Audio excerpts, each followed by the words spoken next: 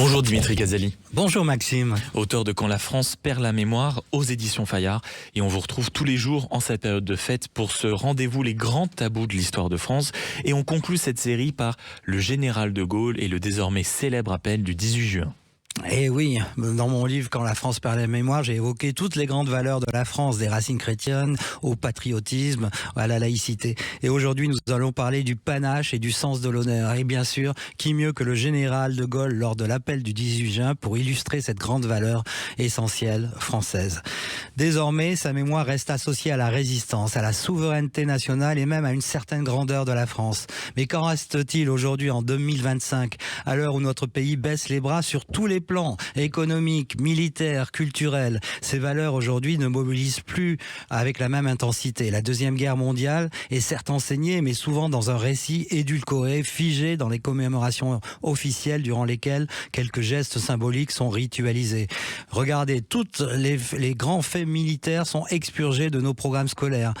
Peu de jeunes savent qui était exactement Jean Moulin, Étienne Dorves, Marc Bloch, Pierre Brossolette, les maréchaux. Alors là, les maréchaux, n'en parlons pas. Personne connaît, enfin je vous parle des jeunes, bien sûr, le maréchal Leclerc, le maréchal Juin, le maréchal Delattre de Tassigny, et encore moins tous ceux qu'ils incarnaient. Le souffle collectif de la France libre de 1940 à 44, celle qui a entraîné des Français à refuser l'abandon et à se mobiliser malgré tout. Aujourd'hui, tout cela est très affaibli par l'individualisme, l'égoïsme, l'égalitarisme et bien sûr un certain même consumérisme.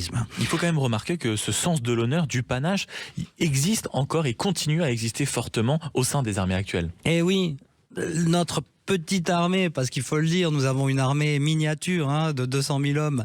Et ben c'est là qu'on retrouve encore toutes ces grandes valeurs. Les soldats français sont engagés dans les OPEX et font souvent et font toujours preuve de courage et d'un sens du devoir parfois comparable à celle des combattants de la France libre.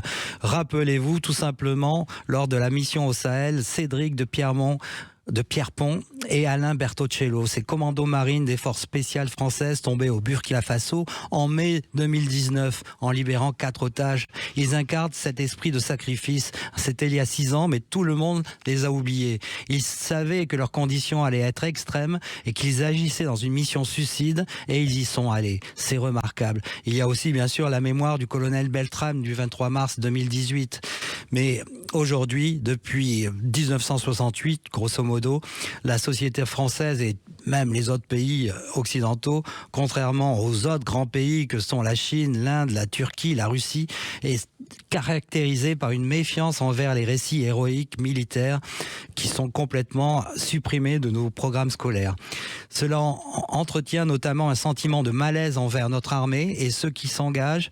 Les jeunes générations ne perçoivent plus l'armée comme un vecteur d'ascension ou d'honneur, mais comme une institution parmi d'autres. Regardez l'échec du service national universel. Ce fut une tentative timide de renouer avec l'engagement civique et ce fut vu comme un gadget ou même une punition.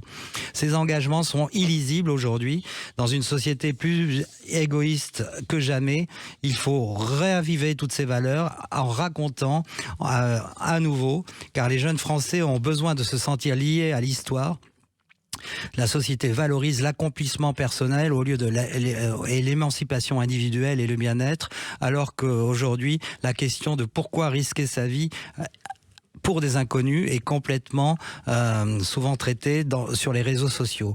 Les figures des commandos, les figures d'Arnaud Beltrame doivent jamais être oubliées. Les Français connaissent encore les mots panache, honneur, sacrifice, mais n'en voient plus la nécessité quotidienne. Pour redonner sens à ces mots, il faut raconter à nouveau toutes ces histoires, toutes ces vies qui les incarnent, comme celle du général de Gaulle en juin 40, celle de Beltrame, celle des commandos, et les relier à des enjeux actuels. Défendre, protéger, transmettre. Cela obligera encore tous ceux qui ont à cœur de servir notre République et nos institutions, notre école, notre armée ou même la culture française, car l'histoire de France ne s'apprend pas par cœur, elle s'apprend par le cœur. Merci beaucoup Dimitri Casali, auteur de Quand la France perd la mémoire aux éditions Fayard. Et c'était un plaisir de vous avoir pour ce rendez-vous, les grands tabous de l'histoire de France. Merci Maxime.